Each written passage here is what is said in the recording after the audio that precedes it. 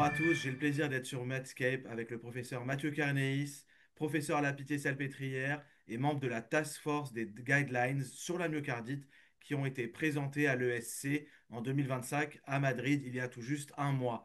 Bonjour Mathieu. Bonjour Michel. Alors on va rentrer tout de suite dans le vif du sujet Mathieu. Ces guidelines, elles s'intitulent Syndrome inflammatoire du myocarde et du péricarde. Est-ce que ça a un sens d'avoir fait un pot commun myocardite, péricardite et qu'est-ce qu'on doit en retenir de cette association? C'est en effet une bonne question. Donc, ces recommandations, elles traitent en effet de deux maladies, la péricardite et la myocardite. La myocardite, d'ailleurs, pour la première fois sur des recommandations de l'ESC. Euh, et l'un des premiers points de ces recommandations, c'est en effet de créer une ombrelle qui regroupe à la fois les péricardites et les myocardites sous une entité qui s'appelle IMPS pour des syndromes inflammatoires du myocarde et du péricarde. Donc, sous cette entité, ce que la task force a voulu mettre en exergue, c'est le fait que péricardite et myocardite partageaient d'une part un continuum anatomique, partageaient des étiologies communes et dans l'approche diagnostique, partageaient un certain nombre de points, notamment sur l'imagerie de couple, on y reviendra. Alors évidemment, ça ne veut pas dire que, on peut mettre dans la même euh, nosologie ou terminologie médicale à la fois le patient qui a une myocardite fulminante sous ECMO et une péricardite aiguë simple. Mais c'est le fait de reconnaître que ces patients partagent un certain nombre de points communs et que donc il fallait, quand on voit un patient qui a une myocardite, penser à une éventuelle atteinte de type myocardite associée et à l'inverse, quand on a un patient qui a une myocardite, penser à l'éventuelle atteinte du péricarde associé. Et donc, pour la pratique, je pense à nos cardiologues en musique, à nos collègues dans l'ensemble des centres.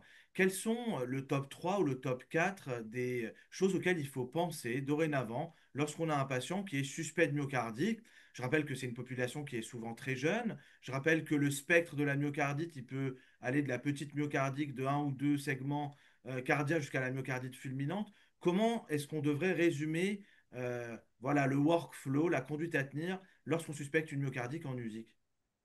Alors, je crois que c'est en effet un des points importants de ces recommandations, c'est d'avoir, que ce soit pour la péricardite ou pour la myocardite, proposé des stratégies diagnostiques et de prise en charge.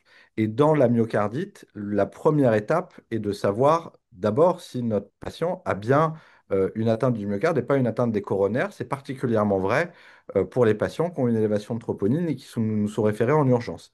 À ce titre, le coroscanner ou la coronarographie sont les méthodes de choix en fonction de la probabilité d'avoir une atteinte coronaire pour éliminer l'atteinte coronaire. Le deuxième point, c'est que l'IRM et c'est probablement l'un des plus grands chiffres de ces guidelines, l'IRM est la méthode de choix pour le diagnostic des myocardites non fulminantes dans ces recommandations. Alors qu'historiquement, c'était la biopsie endomyocardique qui restait le gold standard pour définir ce qu'était une atteinte inflammatoire du muscle cardiaque. Aujourd'hui, c'est l'IRM.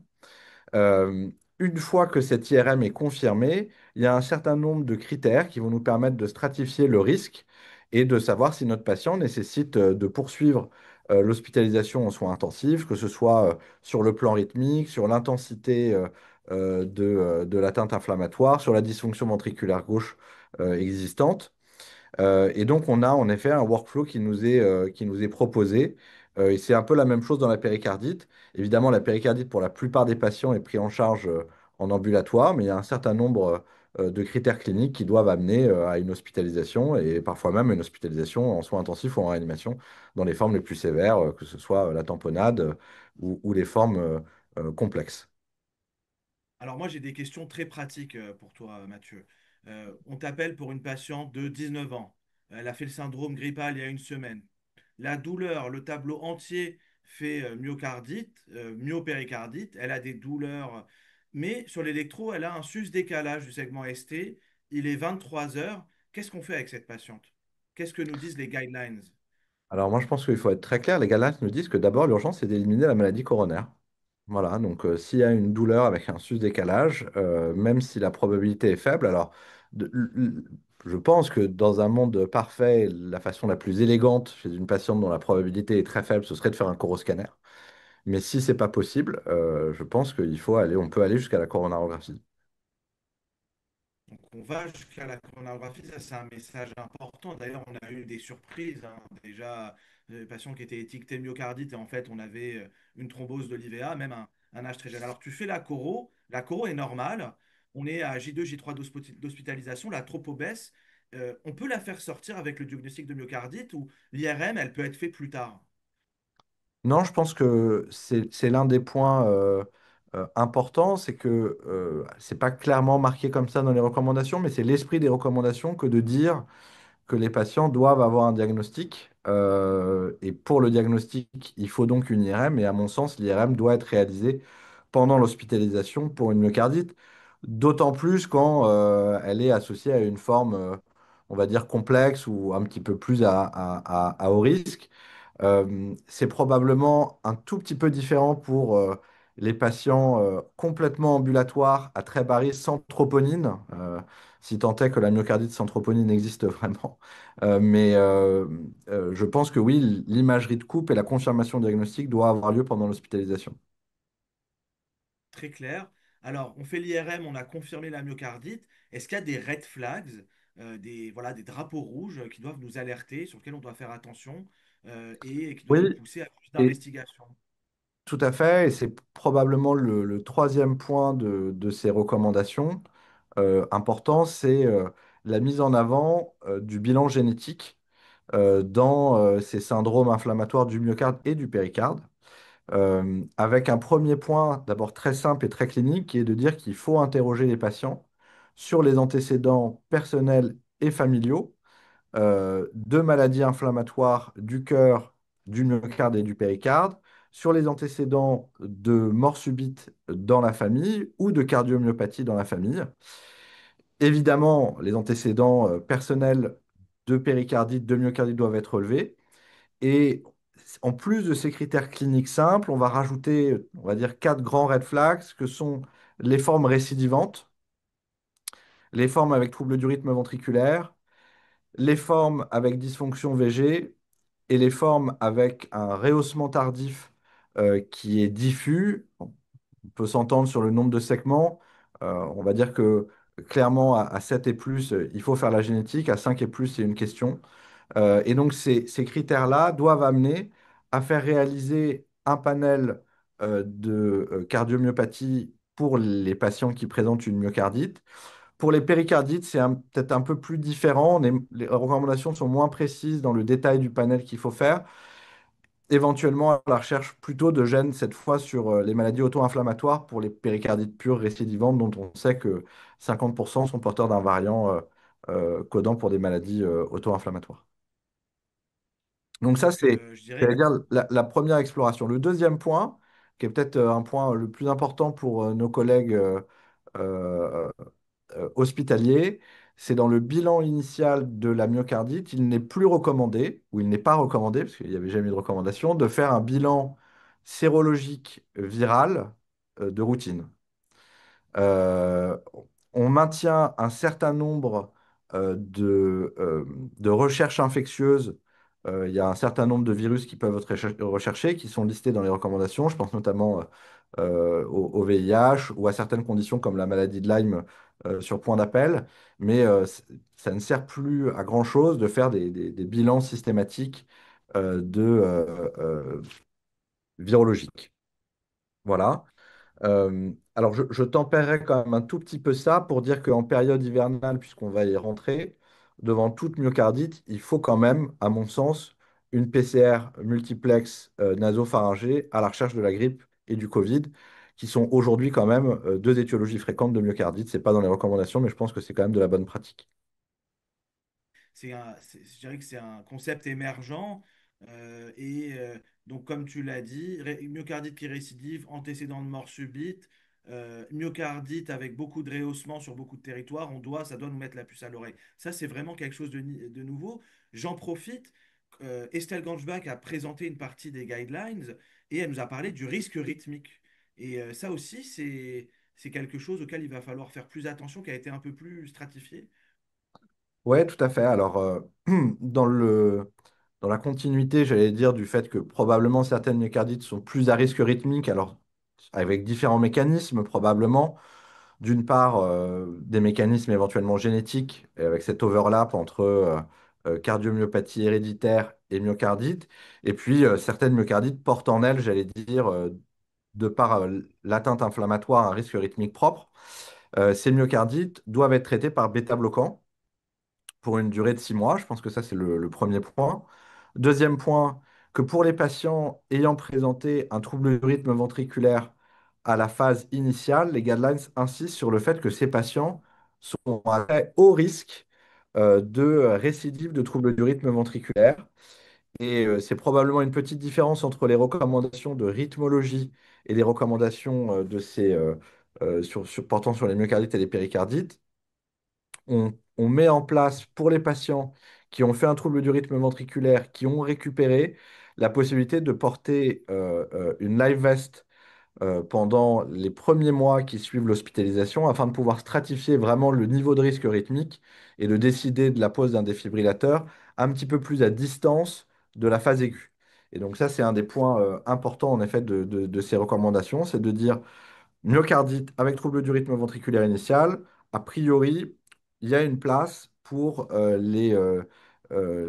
enfin, les systèmes, on va dire, de défibrillation portable et pas la mise en place automatique d'un défibrillateur. C'est un point qui nécessitera quand même dans les années à venir d'être affiné et d'être étudié. Euh, sur le risque rythmique, les recommandations insistent également sur la nécessité d'évaluer les patients soit par un holter, soit par une épreuve d'effort pour évaluer le risque rythmique au cours du suivi. Et puis, de garder probablement pour les patients dont on considère qu'ils sont le plus à risque de troubles du rythme, un suivi un peu plus prolongé que juste 6 mois ou un an. C'est particulièrement vrai pour les patients avec dysfonction ventriculaire gauche, rehaussement tardif diffus ou antécédents familiaux, quel que soit, j'allais dire, le résultat de l'analyse génétique. Excellent. Et alors, je continue avec le cas de notre patient. Donc, on a dit 19 ans. Elle a une myocardite qui est maintenant avérée à l'IRM. Quand est-ce qu'on va aller à la biopsie? Alors, la biopsie, elle a toujours sa place dans ces recommandations, et c'est important de le souligner. Et sa place est par contre réservée aux formes fulminantes ou aux formes avec dysfonction ventriculaire gauche qui ne récupèrent pas sous traitement médical optimal, on va dire, et aux formes pour lesquelles on imagine que le diagnostic étiologique changerait le traitement. Je pense en particulier au myocardite, aux suspicions de myocardite à eosinophile ou à la suspicion de sarcoïdose qui nécessite la biopsie. Sur ce point, les recommandations d'ailleurs soulignent le fait, et c'est une recommandation de grade 2A, soulignent le fait que les biopsies guidées par mapping sont particulièrement intéressants afin de pouvoir guider la réalisation des biopsies et d'éviter ce qu'on appelle les sampling errors, c'est-à-dire de prendre un bout de myocarde qui finalement est sain et qui ne soit pas informatif. Et le dernier point, et je vous invite à lire le document de l'ESC 2025, c'est qu'il nous donne un certain nombre de paramètres à demander lorsqu'on fait la biopsie à nos collègues anatomopathologistes. Et enfin, et ça avait été souligné par euh, notre collègue Karine Klugel, qui est l'anapath, qui était membre de la task force, quand on fait une biopsie pour une myocardite aiguë fulminante, c'est pour avoir un résultat très rapide.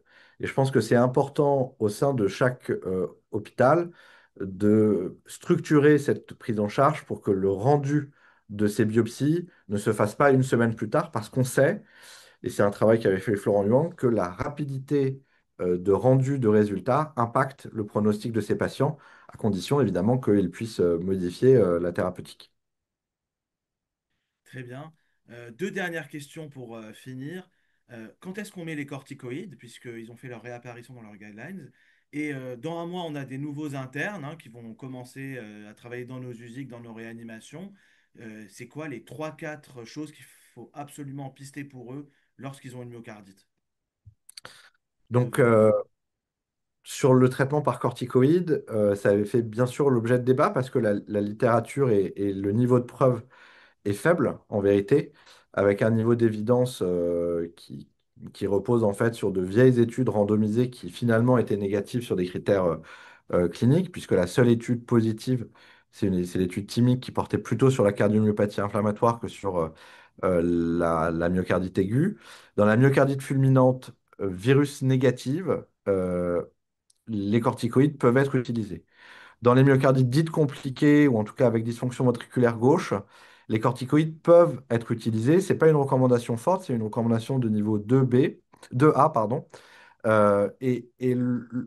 Je crois que l'esprit des recommandations, c'était de dire qu'on va pouvoir baquer avec ces recommandations les centres qui ont décidé d'utiliser chez des patients qui ne récupèrent pas les corticoïdes, euh, tout en précisant qu'en effet, le niveau de preuve est faible. J'en profite, puisqu'on parle des traitements qui sont mentionnés dans ces recommandations. Les corticoïdes dans la myocardite, c'est en effet un point important. Dans les recommandations sur les péricardites, il y a quand même une avancée importante qui sont la mise en avant des inhibiteurs de l'interleukine 1, euh, que ce soit l'anakinra, le rilonacept, dans la prise en charge des péricardites récidivantes, euh, après des lignes de traitement qui, dans l'ordre, sont aspirine plus colchicine, puis, si jamais c'était récidivant, corticoïde, puis, si jamais c'était réfractaire à ce traitement-là, un traitement qui, en France, le seul dont on dispose est l'anakinra, dont la prescription, je le rappelle, est réservée aux spécialistes de médecine interne, puisque les cardiologues ne peuvent pas le prescrire en ville, en tout cas. Euh, et ces recommandations sont un point qui rappelle en tout cas les très bons résultats des essais randomisés de phase 2 et de phase 3 de ces inhibiteurs de l'interleukine 1, qui par contre ne sont pas recommandés dans la myocardite, puisqu'il n'y a pas d'efficacité de ces traitements prouvés dans l'étude Aramis. Euh, sur les messages clés pour les internes qui vont arriver en stage, je pense que on en a déjà dit pas mal, c'est-à-dire que c'est de bien reconnaître les red flags qui doivent amener à la consultation génétique, euh, de bien avoir l'IRM avant la sortie, de prévoir un suivi avec une IRM au décours de l'hospitalisation, probablement une évaluation rythmique. Donc ça, je pense que c'est des points essentiels. Et puis le dernier point qui n'est pas particulièrement spécifié dans les recommandations, mais qui est peut-être essentiel quand même pour la prise en charge, c'est évidemment le fait qu'un patient ou une patiente, a fortiori, puisque là c'est le cas d'une patiente que tu as pris, euh, c'est qu'une dysfonction ventriculaire gauche euh, dans une myocardite aiguë, c'est sévère, c'est grave, et qu'il faut toujours craindre l'évolution vers une forme fulminante nécessitant une assistance circulatoire. Et c'est probablement le dernier point de ces points forts des recommandations, c'était de dire qu'il faut une équipe multidisciplinaire pour la prise en charge de ces myocardites aigus. Et dans cette équipe multidisciplinaire, il faut bien sûr des réanimateurs, et en particulier dans des centres tertiaires capables d'assistance circulatoire, puisque c'est ça qui a quand même révolutionné le pronostic des myocardites fulminantes. Et donc le message clé, c'est si vous avez une forme avec dysfonction ventriculaire gauche, trouble du rythme ventriculaire, il ne faut pas attendre que le patient soit en état de choc pour le transférer dans un centre tertiaire capable d'assistance, puisque l'évolution dans les heures qui suivent son admission peut se faire vers des formes défavorables, même si, je l'accorde bien volontiers, les formes fulminantes ne sont heureusement pas les formes majoritaires dans la myocardite aiguë.